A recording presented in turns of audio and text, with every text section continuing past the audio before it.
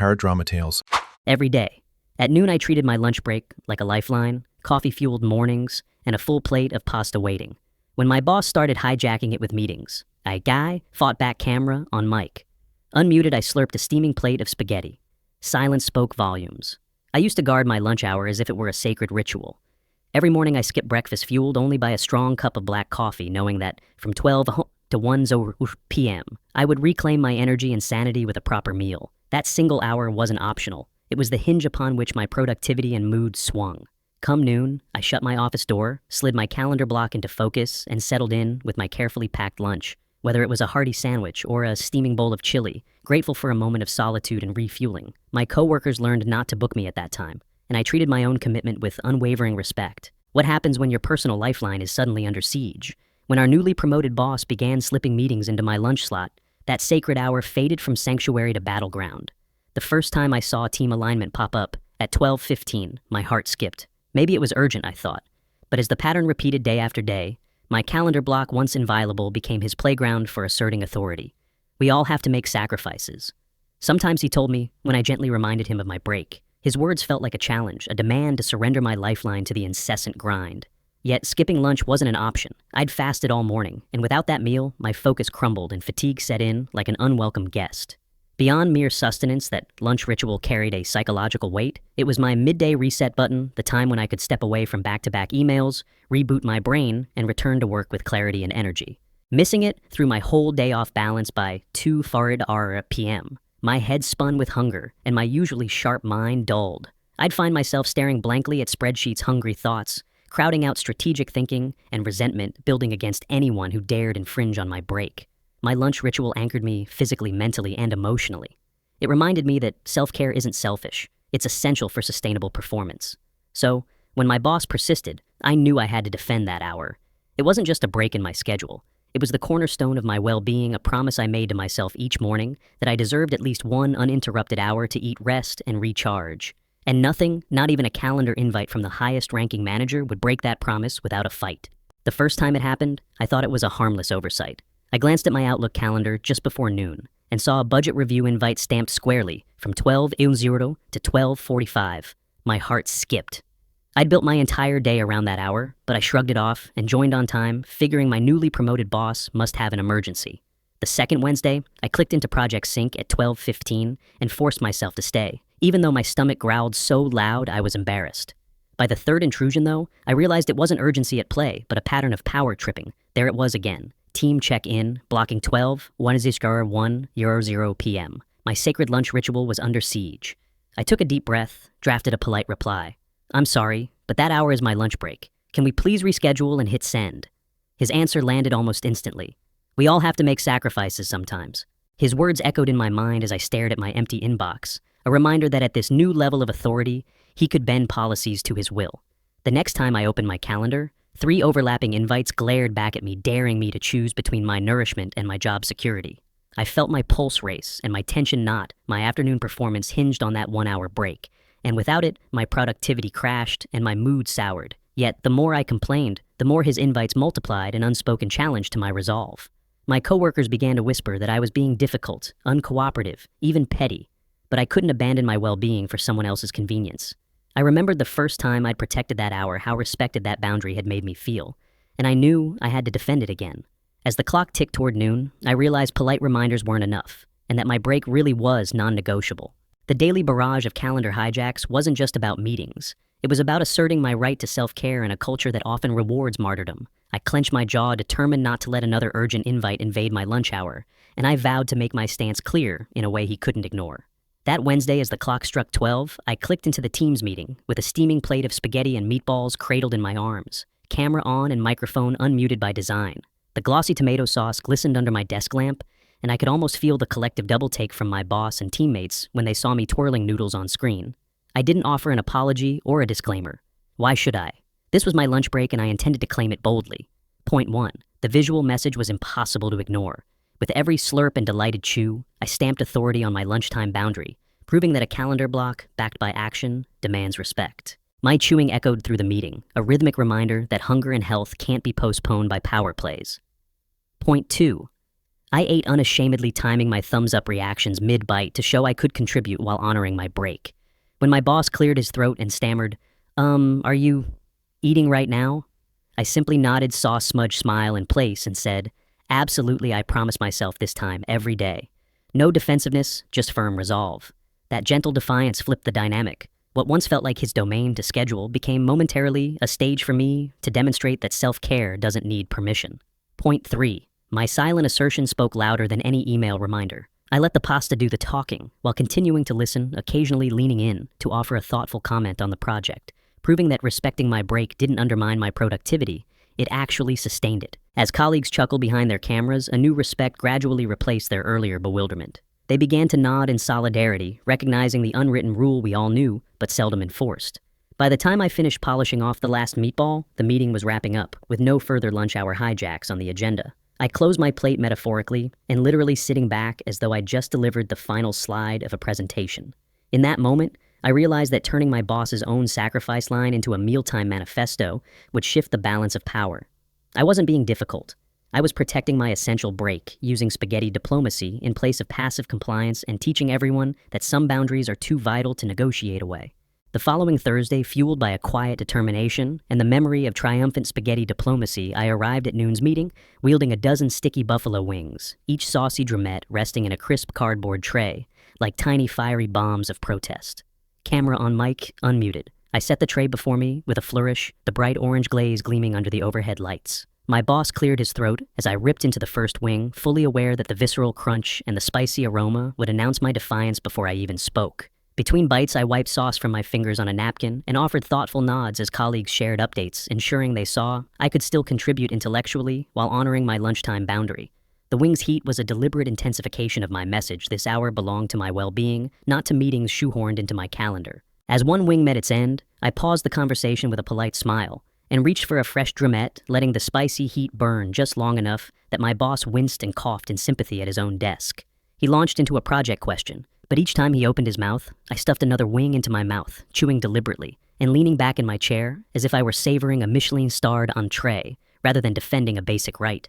My coworkers began to titter softly, the room warming with shared amusement at my culinary rebellion. When he finally asked, voice tight, "Do you really have to eat during this meeting?" I paused to swallow, set down the empty wing, and said evenly, "Yeah, this is exactly why I blocked this time out. No apology, no justification, just a calm assertion of fact." The silence that followed was thick, broken only by the faint click of someone muting their mic to stifle a giggle. By the end of the 45-minute call, the tray lay half empty, but my point was crystal clear. My lunch break was non-negotiable. I closed the meeting with a thumbs up and a final saucy grin, then logged off, leaving the residue of hot sauce and heated resolve behind me. That afternoon, as I packed away my laptop, I discovered the first respects paid to my boundary. No new invites appeared in my noon slot, and the boss's tone in our next one-on-one transformed from commanding to collegial. The buffalo wings had done more than feed me. They had ignited a shift in office culture, proving that when polite requests fail, a little spicy resistance can draw the line no calendar invite ever could. That Friday, I decided to elevate my lunchtime protest with a different kind of comfort food, an entire personal pizza, still warm and glistening, with melted cheese and pepperoni slices that curled into perfect little cups around the edges. As the clock struck 12, I joined the video call with my pizza box open in front of me, the aroma of garlic and tomato sauce wafting through my headphones. Without muting my mic or turning off my camera, I lifted the first slice, its crust crackling softly, and took a deliberate, exaggerated bite just as my boss began his status update. I chewed thoughtfully for a full 10 seconds before offering feedback on the project, demonstrating that I could both savor my meal and stay engaged. Each time the conversation stalled, I'd gesture toward my pizza, tapping the box lid, or extending a slice to the camera to silently remind everyone that this was my one uninterrupted hour. When my boss cleared his throat mid-sentence and asked, "Is that pizza I smell?" I responded with a grin. "Yes, and it's precisely why I schedule this time, every day." The room fell into a brief hush before my teammates burst into supportive laughter, the kind that comes from shared relief and recognition of a boundary finally enforced. I rotated the box so my boss could see the whole pay 2/3 gone by the end of the call and gave a mock bow of respect for its emptying, while offering a concise summary of the next action items. In that moment, the pizza became more than midday sustenance. It was a peace offering and a declaration I was not your adversary, just a colleague committed to both my well-being and our collective goals. By the time the meeting adjourned, there were no new lunch hour invites on my calendar for the rest of the week, and my boss's tone in subsequent one-on-ones shifted to genuine inquiry about my preferred work rhythms, rather than covert rescheduling. My coworkers began to ping me privately with gifs of pizza slices and thumbs-up emojis, thanking me for standing up for us all. I closed the box, peeling off a final bit of cheesy crust, as though sealing a pact. Respecting personal time doesn't diminish productivity. It boosts it. Walking away from my desk that afternoon, I felt lighter in both body and spirit, reminded that sometimes the simplest acts, like insisting on a slice of pizza, carry the most powerful messages and can reshape workplace culture, one delicious bite at a time.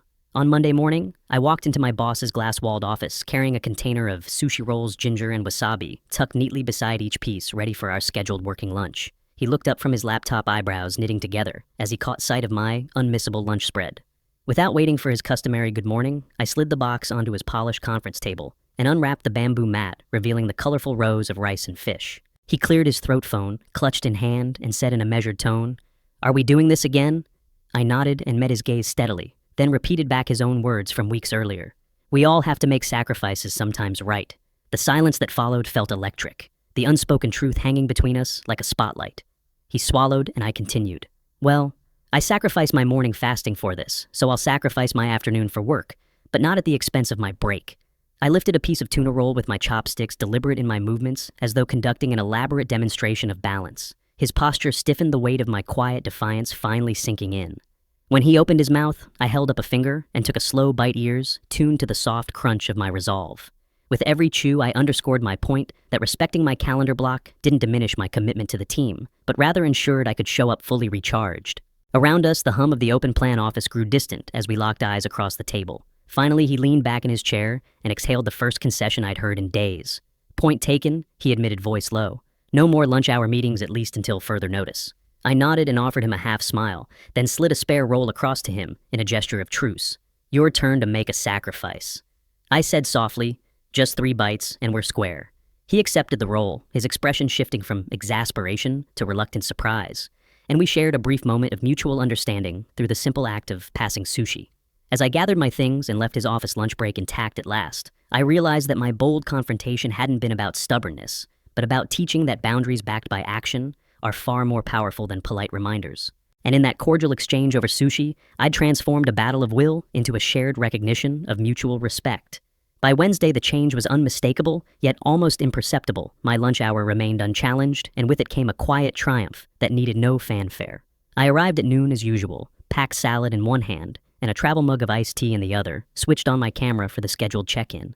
And instead of scrambling to mute my mic or apologize for eating, I simply unwrapped my meal with a calm smile. Around me, colleagues scrolled through their notes, nodding in respect rather than surprise. And my boss, no longer power-tripping over my break, offered a genuine, "Enjoy your lunch." The absence of conflict spoke louder than any earlier confrontation. In the days that followed, I noticed subtle shifts, a quick thumbs up from a teammate when the clock hit 12, an unspoken agreement that my boundary was now part of the office's unspoken code. My calendar block glowed green, untouched by meeting invites, and I felt a surge of relief each time I saw that uninterrupted hour staring back at me. But the true victory lay in how it reshaped my own mindset. Without the tension of defending my time, I sank into my noon rituals with gratitude, savoring each bite, letting my thoughts wander away from deadlines, and returning to work, both mentally refreshed and more present. Productivity actually increased. I tackled projects with renewed focus, my afternoon slump replaced by sustained energy. The lunchtime reprieve became a symbol of self-respect, reminding me daily that protecting one's well-being isn't unprofessional, it's essential. Even in moments of stress, I no longer felt the urge to sacrifice my needs for perceived urgency. Instead, I'd glance at the clock, smile at my intact calendar block, and remember the simple power of standing firm. Colleagues began to ask for my advice on setting their own boundaries, sharing tips for blocking time in Outlook, and politely pushing back on overbooked schedules. The culture shifted imperceptibly, but undeniably we recognized that breaks fuel better work and that respecting each other's personal time fosters a more compassionate, high-performing team. My boss, once the instigator of calendar incursions, now recommended lunch breaks as a best practice during manager training. It was a silent revolution, no grand announcements, no dramatic declarations, just a collective acknowledgement that one person's insistence on self-care can ripple outward, creating a healthier environment for all. In that peaceful aftermath, I realized that victories needn't be loud to be lasting. Sometimes the greatest wins are the ones you feel in the restored rhythm of your day and the renewed respect in the eyes of those around you. By defending my lunch hour so resolutely, I discovered that the principles I honed at noon apply far beyond mealtime, and that standing up for yourself in one arena can foster a healthier culture everywhere. First, I learned that setting clear boundaries isn't an act of selfishness, but a form of self-respect. By insisting that my break remain inviolate, I signaled to myself and others that basic needs, whether physical, mental, or emotional, deserve protection just as much as project deadlines. That lesson carried into evenings too, when I began blocking time for family dinner, and evening walks, refusing to let work bleeps intrude on personal moments, and found my relationships growing stronger as a result. Second, I saw how modeling self-advocacy can ripple outward. Teammates who'd watch me slurp spaghetti and savor pizza felt emboldened to declare their own non-negotiables, whether it was a doctor's appointment, an exercise class, or a mindfulness break, and our shared respect for each other's needs transformed our team into a community that prized well-being as much as productivity. One colleague even told me she'd started resisting after-hours chat requests during her child's bedtime, crediting my lunchtime defiance for giving her the courage to speak up. Third, I realized that polite firmness, backed by consistency, can shift entrenched power dynamics. My boss, once undeterred by gentle reminders, came to champion deliberate scheduling, urging new managers to protect your own breaks and encourage your teams to do the same during leadership training. That evolution showed me that change doesn't require grand gestures, but small acts of principled persistence. Beyond the calendar, these lessons influenced how I approach feedback delegation and conflict resolution. I now frame tough conversations with empathy, listen twice as much as I speak, and trust that clear communication, like a firmly drawn lunch boundary, lays the groundwork for mutual respect. I carry this mindset into every meeting, every strategic decision, and every personal commitment, reminding myself that honoring one promise to myself fuels the integrity to keep countless others. Ultimately, the fight for my lunch break became a metaphor for claiming agency in all areas of life. When you value your own needs and demonstrate that worth through action, you invite others to do the same, and you help build an environment where everyone feels empowered to protect what matters most. Today, as I shut my laptop at exactly 1:00 p.m. and sip the last of my iced tea, I'm filled with a quiet pride in defending something so simple yet essential. What began as a stand for a midday meal became a catalyst for change, not just in my schedule, but in how I value my own needs and inspire others to do the same. I learned that boundaries are more than lines on a calendar. They are declarations of self-respect that ripple outward into every corner of life. By refusing to apologize for taking care of myself, I discovered renewed energy that fuels my work and relationships, and I saw colleagues begin embracing their own non-negotiables. It reminded me that self-care is not just a luxury, but a necessity for sustainable success. This journey proved that sometimes the smallest acts, slurping spaghetti, tearing into wings, savoring pizza, can ignite a revolution in well-being. If you've ever had to fight for something as simple as a lunch break, or draw your own line to protect your health and happiness, I want to hear from you. Drop a comment below with your story of setting boundaries and reclaiming your time. If this video gave you the courage to stand up for yourself, please give it a thumbs up. Subscribe for more real-life strategies on self-advocacy and balance, and ring the bell so you never miss a chance to protect what matters most. Thanks for watching, and remember, honoring your needs starts one bite at a time.